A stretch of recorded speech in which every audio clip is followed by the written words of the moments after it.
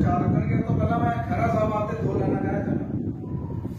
कहते सुखचैन सिंह खैरा बेलोड़ है, इन्हें कोई लोड़ नहीं है चीज की, सब कुछ है।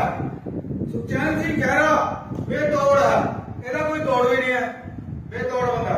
पंजाब दियां समूह मुलाजम जथेबंदियां दा एक लाजवाब जोड़ है। पंजाब दियां समूह जथेबंदियां दा लाजवाब जोड़ है, इसका नहीं कोई तोड़ है।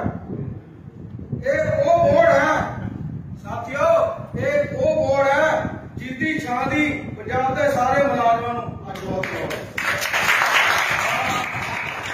मैं खैरा साहब बेनती करांगा कि खैरा साहब ਜਿਹੜੇ ਸਾਡੇ ਸਾਥੀ आए हैं ਜਾਂ ਉਹਨਾਂ ਦੀ ਨਵੀਂ ਟੀਮ ਬਣੀ है ਜਾਂ ਜਿਹੜੇ ਸਾਡੇ ਚੇਅਰਮੈਨ ਸਾਹਿਬਾਨ ਉਹਨਾਂ ਦੇ ਲਈ ਜੋ ਉਹਨਾਂ ਨੇ ਬੋਲਿਆ ਉਹਦੇ ਸੰਬੰਧ ਵਿੱਚ ਆਪਣੇ ਵਿਚਾਰ